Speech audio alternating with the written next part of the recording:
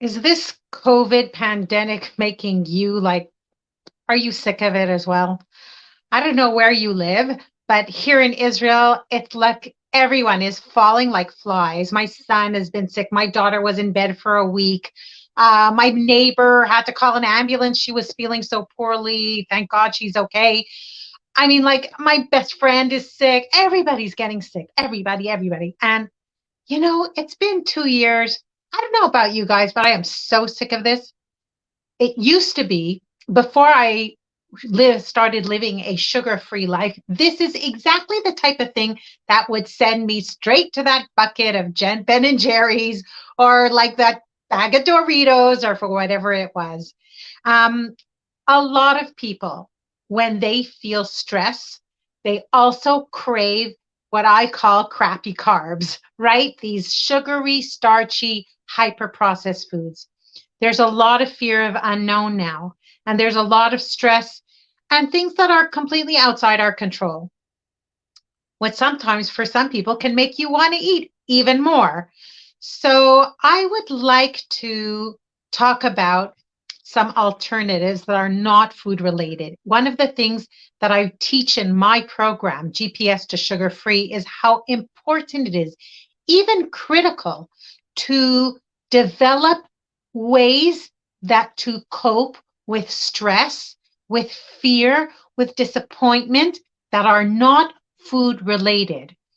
It's not, um, I don't recommend, sometimes, especially my clients, when they're at the beginning stages, they'll say, well, I didn't have a cookie. I went and made a salad for myself instead. Or I had a piece of cheese instead of like going for the ice cream, which of course, if you're stressed and you're stress eating cheese rather than ice cream, yeah, it is better than ice cream.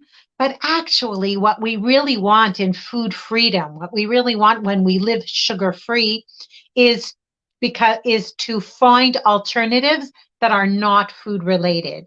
Because if you're going for the cheese this time, well, maybe next time it will be the ice cream, because you're still looking at food as a solution to like calm the nerves, to like get that peace of mind, even though it's only for like, 2 minutes or 3 minutes. But if we consciously develop good habits that are not food related to deal with stressful situations, to deal with disappointment, right? There's a lot of disappointment going on now because like things are getting canceled, right? I signed up for a weekend in a hotel, we had to cancel it. All kinds of stuff like that happens when we're talking about fear, when we're talking about stress, when we're talking about unknown. I can't. I have some clients who are teachers. I can't begin to tell you the stress that they are going through. And if there are any teachers out there hearing this, whether you're watching it now live or hearing the recording, I salute you. I salute anyone now in the educational system. I don't know how you guys are doing it, but you have my thanks and my absolute admiration. So it is so important, especially in times like this, to develop and remember ways to deal with these stressful emotions or with these negative emotions in a way that is not food related. So that's what I'd like to do on my live today is talk about some of those ways. The first thing that is, I think, absolutely critical is to just own it. Own the feeling that you have. Say, I am feeling afraid. I am disappointed now. I am nervous. I am anxious, because this. And I also verbalize when sometimes if I'm feeling emotionally unstable and I am feeling like I want to eat, I say it. I say, I feel like eating now. I have this craving now. I feel like eating. The point is, though, that for me, as a food addict, as a sugar addict, because I completely abstain from my drug foods, even when I do feel like eating, I don't have to. It's not this craving that I don't have to necessarily act on the feeling. And that's so own it, recognize it. Because if you say, oh, I shouldn't be feeling afraid. Oh, I shouldn't be feeling sad because I have so much more than this, because that one is sicker than I am, because there they had own it. It's okay. Like we all have negative feelings, and that's important to recognize it and own it. Having said that, though, it's also important to use other things to deal with those emotions. So here's one example that I'm going to give you that I actually love doing. I do it a lot when I'm really under a lot of emotional stress. Many times, what I will do is use the internet. This is something that is like so good about the internet. I just type in what I'm feeling like, how to deal with disappointment. Boom, out comes 12 tips how to deal with disappointment, motivational videos and podcasts on like what to do when you're feeling disappointed. I woke up one time in the middle of the night with anxious about, I don't even remember about what. Ever happened to you that you've, you know, woken up in the middle of the night with some like anxiety or some anxious thoughts? So I typed into my phone how to deal with anxiety. Boom, I got this like some really nice articles about dealing with anxiety that actually really helped me, and I was able to go back to sleep after about half an hour. Whereas maybe another time I would just be lying there awake with my eyes open all the time. And then what happens? You wake up, you didn't sleep well, and then you're tired, and then you're craving food more, right? So the other thing is to talk about it with a friend, with your spouse, with your partner. Definitely. Another thing that I really like for these recommendations is doing something kind, a kindness for someone else. Or calling up a friend and asking how they're doing.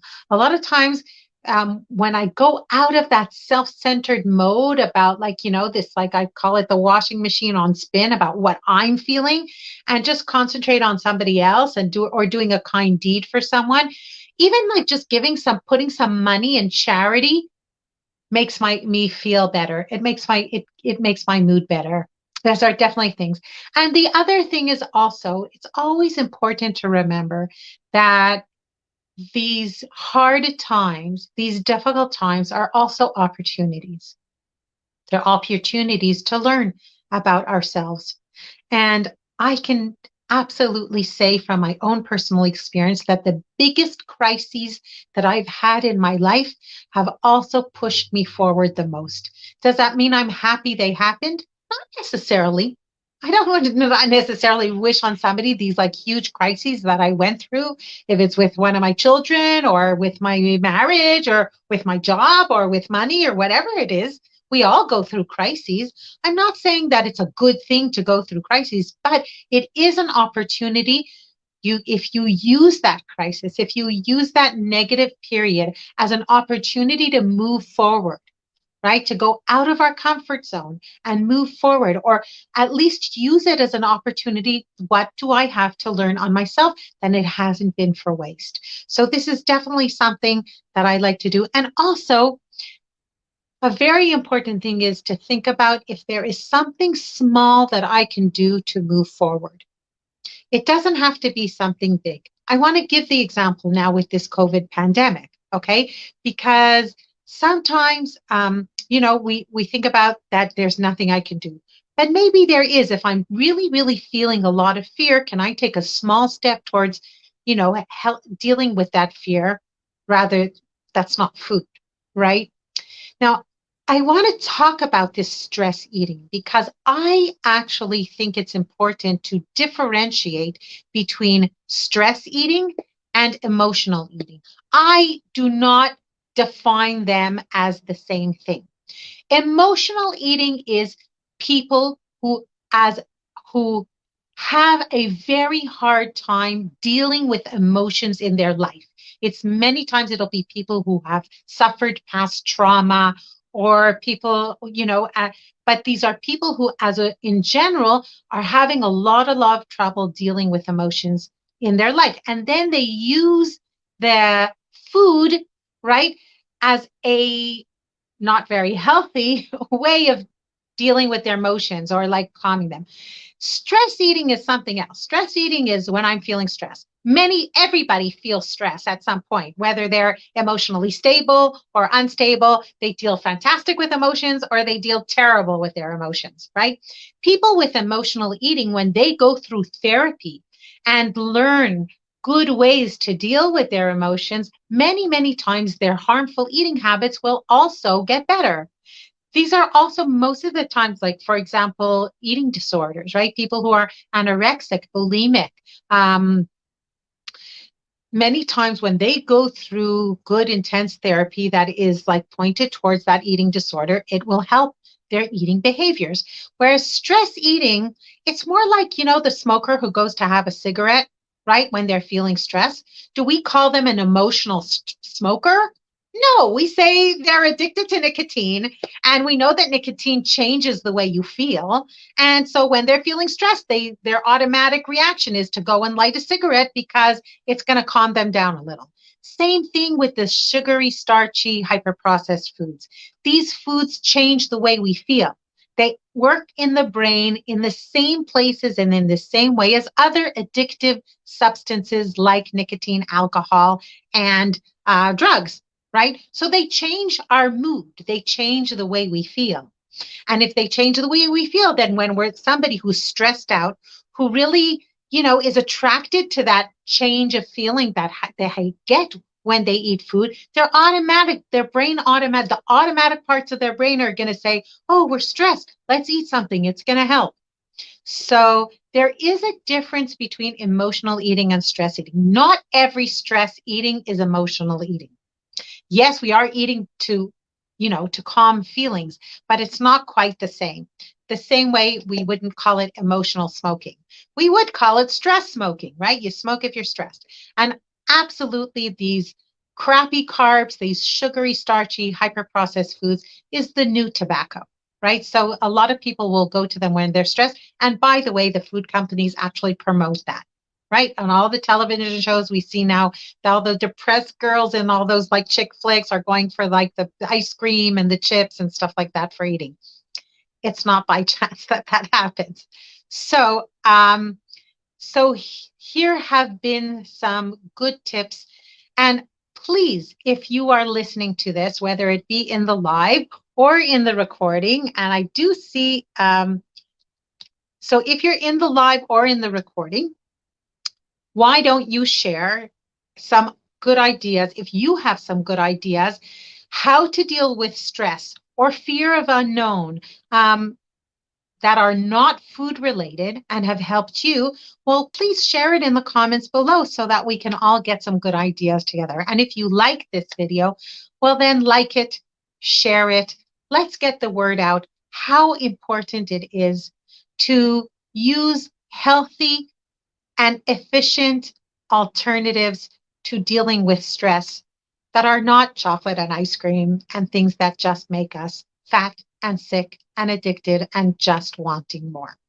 So there you go for our weekly live, Zippi Live. Join me every week at 4:30 p.m. Israel time, GMT +2, which is 9:30 EST, Eastern Standard.